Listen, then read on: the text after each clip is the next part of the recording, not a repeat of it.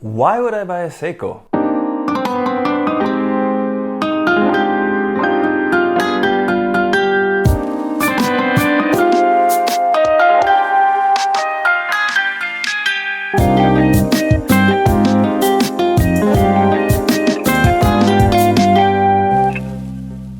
Hi everyone and welcome to Shah Lusso, and yes, today I'm going to be talking about why I bought a Seiko.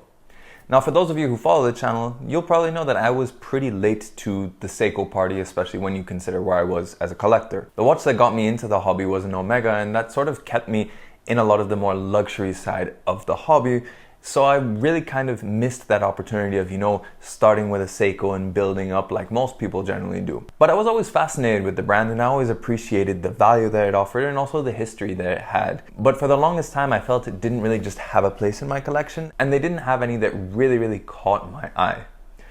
But all that changed when I saw this, the Seiko Presage Sharp Edge. This was the product of this movement that Seiko has had in the last few years to be a little bit closer to where entry-level Grand Seiko used to be. So it's not that surprising that that's the sort of thing that caught my eye, but it was so much more than that. For one thing, objectively, this is just a good looking watch. There's no other way about it. The angular shaping was something totally different to the other watches I had in my collection. The bracelet was a nice midway between a sort of standard oyster bracelet and something with a few more flashy cues like what I had on my original Seamaster with its tank tread bracelet. And last but not least, it has a red dial, which is something that was missing from my collection and something that you really don't see often. There's not a huge amount of options for red dials, and this one being one that has both a gradient as well as changing as you switch it in the light. It just added so much more dynamicism compared to just a regular plain gloss dial that's been painted red. On top of that, I was still in that stage where I felt I needed versatile watches, and this checks that box to a T. Measuring only 39 millimeters, it's not something that stands out too much. It's only 11.1 millimeters thick, so it could easily double as a dress watch because it doesn't have any complications, pushers, anything like that.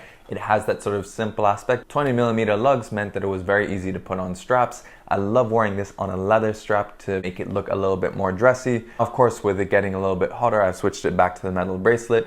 I'd love to find an integrated rubber strap for it. If anyone knows one, drop it in the comments. This watch's versatility is what allowed me to break into getting my Zenith Defy Classic, because it meant that I didn't need every watch to be so incredibly versatile. I had one watch that could really cover absolutely everything, and then I could start going into much more specific and niche watches, which is probably the direction my collection will take. This wasn't a watch that I bought to add to my collection.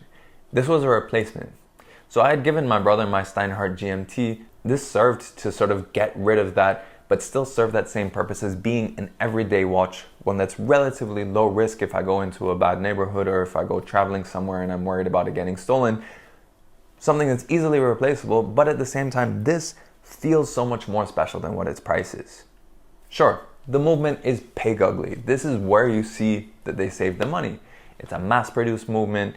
It doesn't look very good really from any angle. Honestly, I don't really know why they bothered with a see-through case back, but that doesn't really matter because from the front it looks so good you never need to look at it from the back. I'm glad that it has a 70-hour power reserve, and in terms of accuracy, it's usually about 15 seconds fast, so this is within roughly what they mention on the website, so I'm not too worried about that. I bought this because it looks good. It's very well built for the price. The bracelet is nice and tight. Even the clasp is much better than what a lot of watches at this price point will have. This is a watch that costs at retail 800 euros. I managed to get a discount to bring it down to around 650. It's pretty much a no-brainer. This is an ideal everyday watch. And I've worn this watch probably more than a lot of my other ones as a result of that. So on every expectation, it either delivers exactly what you would expect or goes above and beyond. And it allowed me to explore a segment of the hobby that I previously hadn't really delved quite deep in. Even though the Steinhart was priced very similar to this, it was still a watch that looked like a much more expensive watch. It wasn't really taking a serious look into this segment. This, on the other hand, did that and has opened my mind to a lot of other brands that I wouldn't have considered before because I think maybe I wouldn't feel as fulfilled as I would be with what you normally get on some of the mid to high level luxury watches that I'd had either in my collection or that I featured throughout most of this channel. But this was definitely a game changer, and I'm really happy that I have it in my collection to open up that avenue. But let me know in the comments below, what do you think of this particular Seiko? And also in general, is there a watch that has changed your perspective on the hobby? Are there watches that you wish you had gotten maybe earlier in your collecting journey or later? Maybe now's a good time to make sure that you check that box regardless. Of course, if you like this video, then make sure you like it and share it. If you want to see more videos about watches, then make sure you subscribe to the channel and hit that notification bell as well so you know when the next video comes out. If you want to see more pictures of watches, then make sure you follow me on Instagram. And if you want to see the rest of my collection, make sure to check out my State of the Collection video that I published a few months ago. But thanks for joining me on this quick exploration of what is one of my favorite watches in my collection, and we'll catch you on the next video.